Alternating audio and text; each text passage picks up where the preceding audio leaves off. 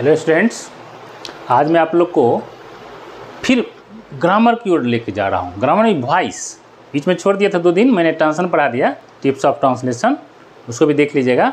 आज मैं क्या पढ़ा रहा हूँ, इंग्लिश ग्रामर का वॉइस। उसमें भी क्या प्रेजेंट पास्ट खत्म हो गया, उसका सारा क्वेश्चन बता दिए, क्वेश्चन भी, कॉमन एरर्स भी। अब मैं फ्यूचर टेंस में जा रहा हूँ, जिसमें कि क्या है, पहला फ्यूचर टेंस में देखिए उधर बनता था प्रेजेंट टेंस में 4 भेद में, present definite, present imperfect, present perfect, चौथा में नहीं बनता था, फिर भी बता दिए।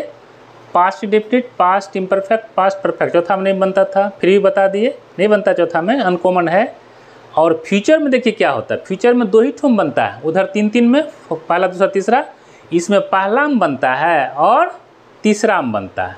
ये दूसरा चौथा यानी सिंपल पास्ट फ्यूचर में बनता है और इसका फ्यूचर इम्परफेक्ट नहीं बनता, फिर किसे बनता है, फ्यूचर परफेक्ट में, फिर कंटिन्यूस में नहीं बनता, मतलब 2 ही ठुम बनता है, पहला में और तीसरा में। तभी हम पहला पढ़ाने जा रहे हैं। पहला क्या है, देखिए, concept of voice with I am professor Bhuvneshwar Prasad Singh in simple future tense में हम पढ़ाने जा रहे हैं। क्या है सिंपल फ्यूचर, मतलब क्या, आप पढ़िए वॉइस, हम डेली लाइन लिखते हैं। वॉइस किसे कहते हैं, वॉइस किसी वाक्य में क्रिया का वह रूप है जो यह दिखाता है या तो कर्ता, जैसे मैं बोल रहा हूँ करता हूँ, कर्ता कोई काम को कर रहा है या करता है, या कर्ता पर ही कोई काम घटित होता है। बताए थे फर्स्ट दिन, मैं आम खाता हूँ, कर्ता काम कर रहा है, एक्टिव है, आम मेरे द्वारा खाया जाता है। यहाँ क्या होगा फ्यूचर में, मैं आम खाऊंगा, आई शैल ईट ए मैंगो, खाऊंगा। अब पैसिव क्या हो जाएगा, a mango will be eaten by me, खाऊंगा तो मैं ही, लेकिन इनएक्टिव है, खाया जाता है, वही बताने जा रहे हैं। देखिए किसी वाक्य तो बता दिए। अब चलिए फ्यूचर टेंस तीसरा है, इस पर आधारित है। पहला क्या है, देखिए सिंपल फ्यूचर टेंस, इसको लेकर चल रहे हैं आज।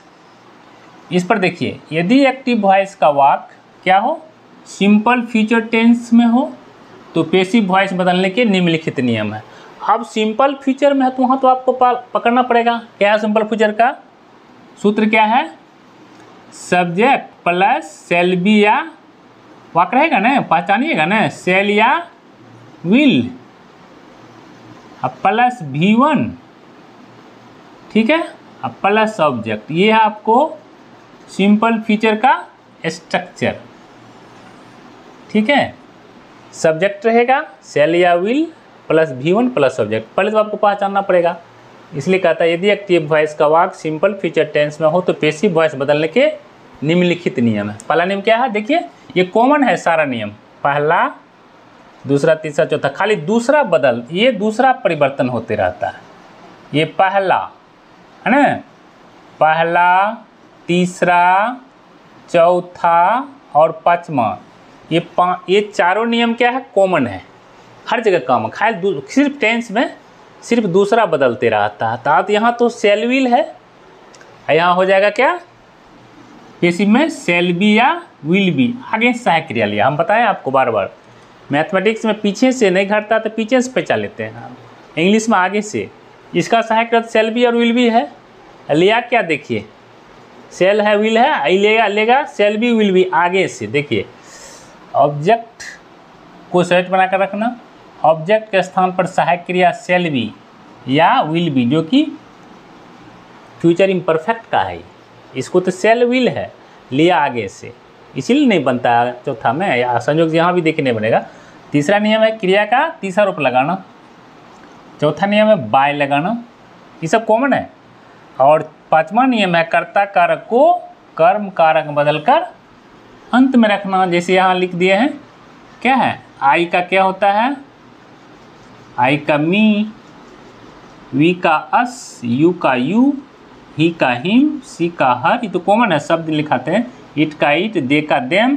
कोई नाउन हो, चाहे मोहन हो, बॉय हो, टीचर हो, गर्ल हो, मोहन, जो हो, जो नाउन हो, प्रॉपर नाउन हो, कॉमन नाउन हो, वो सेम उधर चला जाएगा, नाउन का नाउन होता है। अब वाक्य लेते हैं, किस टेंस का वाक्य लेंगे, सब्जेक्ट प्लस शैल या विल प्लस V1 लेते हैं एक्टिव में। सब्जेक्ट ले लीजिए, कोई कोनो वाक्य लीजिए।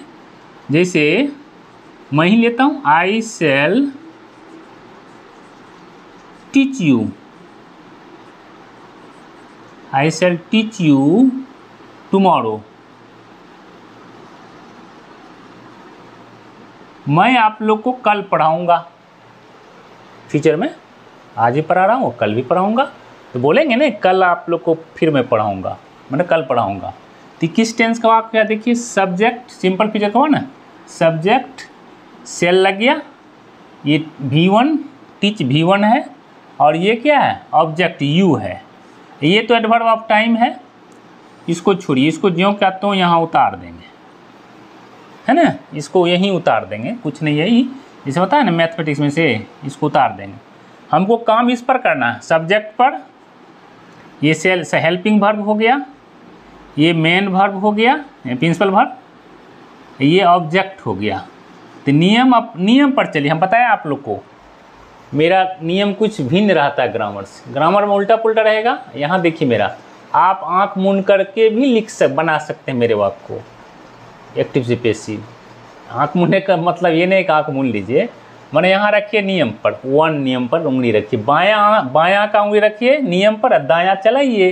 क्या कहता है? ऑब्जेक्ट को सब्जेक्ट स्थान पर रखना। तो इसको इधर रख देंगे पैसिव में, क्या हो जाएगा? क्या है? यू का ये हो जाएगा। अब यू देखिए, सेल कहाँ होता है? सिर्फ आई और वी के साथ क्या लगता है? सेल। और सभी जगह विल लगता है, ध्यान दीजिए, सिर्फ आई और वी में सेल लगता है, बाकी सब जगह विल। तो यू आ गया, तो यू में क्या दे देंगे? इसके अनुसार नियम के अनुसार दूसरा परिवर्तन होते रहता है, पहला, तीसरा, चौथा, पांचवा कोम ये है सेम एज, तो दूसरा बदलिए, क्या है? Will be. यू के अनुसार हो जाएगा विल बी, ये हो गया आपको दूसरा नियम। ये पहला नियम, यू देखिए उधर था, इधर लाए तो यू हो गया, इधर रहेगा उधर जाएगा तो यू होगा। यू में सेकेंड पर्सन में कोई परिवर्तन नहीं होता। दूसरा, तीसरा नियम क्या कहता है? क्रिया का तीसरा रूप लगाइए, टीच का तीसरा रूप बताइए। टाउट होता है, टीच का टाउट, ये हो गया आपको तीसरा नियम। चौथा बोलिए बाय। अब पांचवा, कर्ता कारक को कर्म कारक में तो क्या है? आई न है, बोलिए देखिए आई का क्या होता है? मी, आई का मी, ये चौथा नियम हो गया, ये पांचवा नियम हो गया। टुमारो बताए ना, ये उतर जाएगा सीधे, उतारिए टुमारो, इसमें तो कोई बात नहीं, एडवर्ब ऑफ टाइम है तो उतर जाएगा। यस्टरडे, टुमारो, जो हो जैसा वाक रहेगा। तो पांचों नियम लागू हो गया ना? कुछ है इसमें? कुछ नहीं।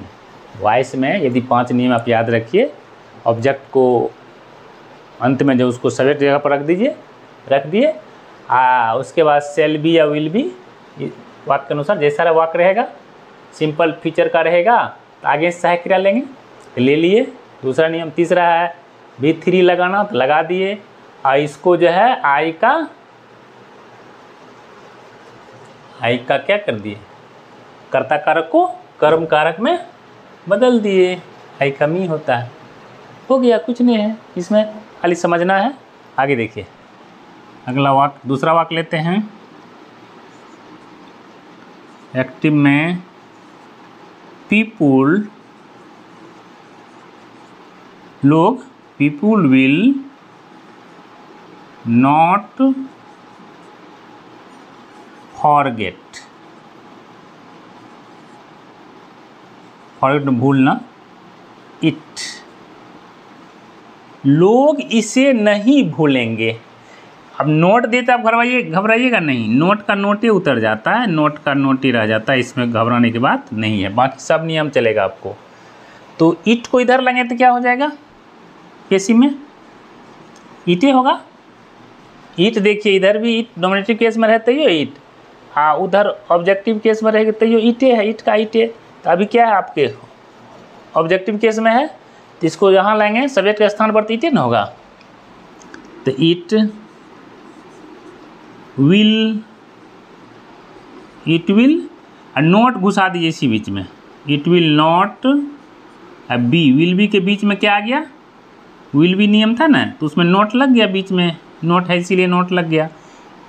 It will not be forgotten, FORGOTTEN, forgotten V3 है, ये फॉरगेट V1 है, अब फॉरगॉटन हो जाएगा V3। अब यहाँ ध्यान दीजिए, पहला नियम, ये दूसरा, ये तीसरा पर ही क्लियर हो जाता है। बताए होंगे आप लोग को, बार बार बताते हैं, पीपुल हो, समवन हो, नोबडी हो, है ना, एवरीबडी हो, कोई हो, नो वन हो, या डॉक्टर हो, तो वह एजेंट ऑब्जेक्ट हो जाता है, तो उसका बाय लगा के हम नहीं देंगे, यहीं तक वाक्य क्लियर हो जाता है। It will not be forgotten, इससे भूला नहीं जाएगा, ही भूला जाएगा, तो बाय पीपुल नहीं देना, कौन भूलता है बोलिए, लोग ही नहीं भूलता है, पीपुल ही नहीं भूल जाता है, गधा तो नहीं भूल जाएगा, जानवर तो नहीं भूल जाता है, जानवर क्या मतलब है, मुख है, प्राणी है जानवर, तो लोग जब भूल जाता है तो यहाँ देने की जरूरत नहीं है। इसको क्या कहा जाता है, बाय पीपुल लगाना जोड़ी नहीं है, क्या करना है, लगाना नहीं है, क्यों, ये एजेंट ऑब्जेक्ट है, बाय एजेंट, इसको कह सकते हैं बाय एजेंट ऑब्जेक्ट है, इसलिए नहीं लगा, इसको नहीं लगाना, यहीं तक वाक्य क्लियर हो जाता है। अगला वाक्य देते हैं एक्टिव में, नो one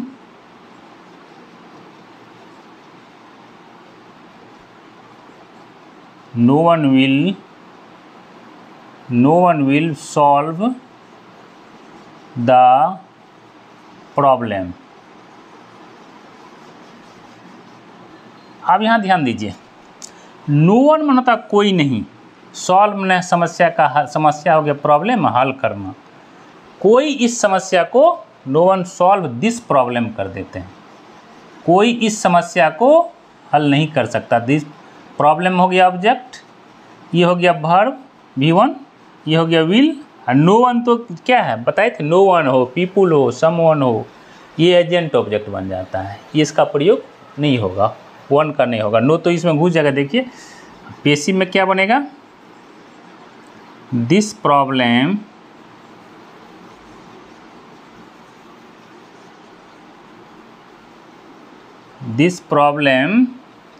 विल, अब नो वन है तो वन का प्रयोग तो नहीं होता है, नो का होगा, यहाँ कहते नो लगा हुआ है, तो वाक्य निगेटिव है तो यहाँ भी निगेटिव देना पड़े, जिसमें दिए थे ना, इसमें था, इसमें भी है, नो, नो हो नॉट हो, वन खाली नहीं आएगा, यहाँ बीच में दे दीजिए, this problem will not be, solve का सॉल्व्ड, V3 हो गया। अब यहाँ बाय वन लगाना जरूरत नहीं है, नो तो आ गया निगेटिव में, बाय वन लगाना नहीं है, यही वाक्य हो गया, सेम उतार दीजिए, इसको नहीं, इसको लगाना नहीं है, एजेंट ऑब्जेक्ट, इसे ये हुआ था ना एजेंट ऑब्जेक्ट, तो ये भी नहीं आएगा, कुछ नहीं, बाय वन लगाना नहीं है, लिख देते हैं लगाना नहीं है, बाय वन क्या है, एजेंट ऑब्जेक्ट है, एजेंट ऑब्जेक्ट है,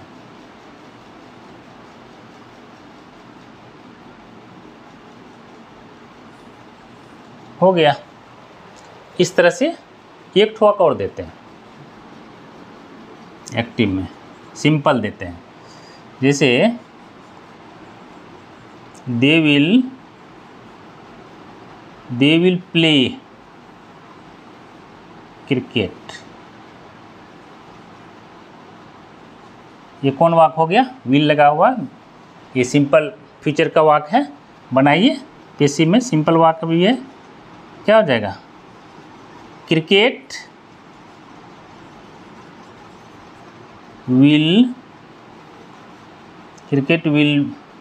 will be played by them। हो गया, ये हो गया आपका सिंपल फीचर का।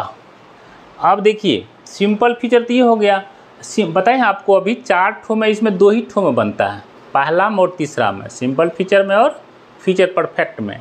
ये दूसरा और चौथा में अनकॉमन है, माने अच्छा नहीं होता है, परीक्षा भी नहीं पूछता है, इसलिए नहीं है, नहीं होता है, अनकॉमन होता है।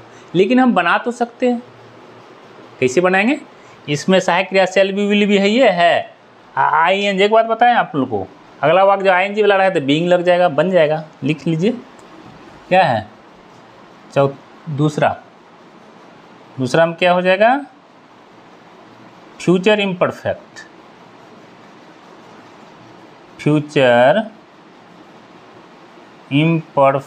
टेंस। बताइए आपको इसमें नहीं पूछता है, परीक्षा में नहीं पूछता, लेकिन हम बना तो सकते हैं, यदि जरूरत पड़े तो बना लेंगे, लेकिन परीक्षा में नहीं पूछता, अनकॉमन है, अच्छा नहीं लगता है।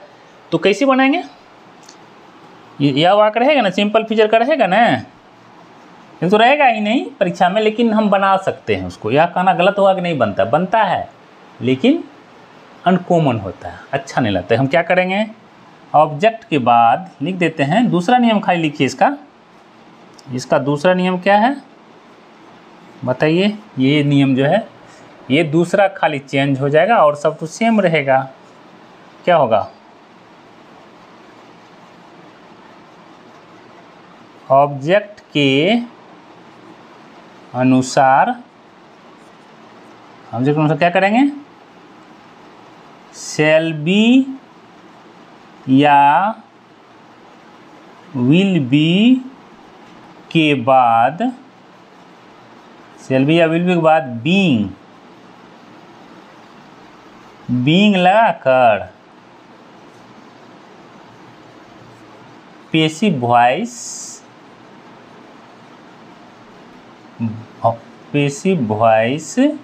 बनाया जा सकता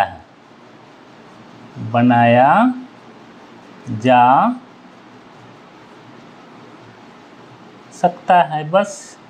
बाकी वही नियम रहेगा, सब नियम वही रहे, खाली दूसरा चेंज हो गया। क्या आया? शैल बी विल बी जैसे इसमें था ना, only shall be will be दिए थे, शैल बी विल बी दिए थे ना। इसमें यहाँ फ्यूचर इम्परफेक्ट में ING है, वर्ब 3 में रहता है, इसमें बीइंग लग जाता है। ये बीइंग लग गया, बात पैसिव बन जाएगा। यह कहना गलत है कि नहीं बनता है, लेकिन अनकॉमन है, अच्छा नहीं लगता, परीक्षा में भी नहीं पूछता है। फिर भी पढ़ लेते हैं, लिखिए आई शैल बी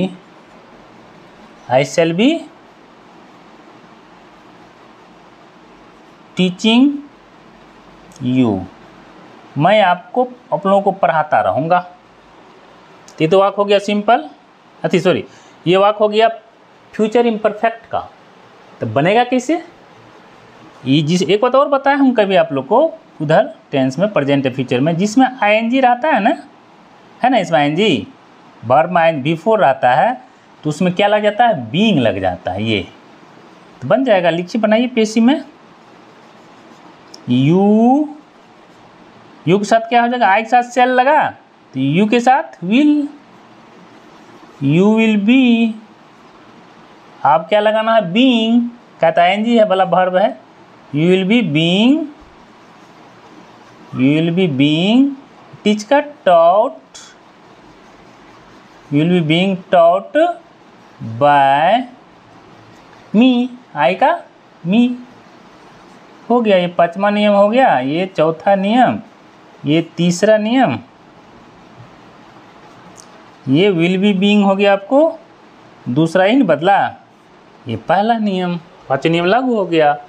इस तरह से फ्यूचर इम्परफेक्ट में बनता है, लेकिन परीक्षा में नहीं पूछा जाता, अनकॉमन है। हम क्या करेंगे उसे? फिर भी पढ़ा दिए, ऐसा नहीं कह सकते नहीं बनता तो है ये, लेकिन अनकॉमन है। समझ गए? ये हो गया आपका आज क्या सिंपल फ्यूचर टेंस और फ्यूचर इम्परफेक्ट टेंस, 2 ठो बता दिए। अब अगला कल हम पढ़ाएंगे कौन चीज़, फ्यूचर परफेक्ट टेंस, तीसरा चौथा भी, वहाँ भी चौथा में नहीं बनता, लेकिन दे देंगे, बना देंगे, क्या लगता, कुछ है नहीं, बीइंग लगा बना देंगे उसमें भी। तो कल वो दोनों पढ़ा देंगे। ठीक है, आज का मेरा क्लास यहीं ख़त्म। धन्यवाद, थैंक यू, चलिए।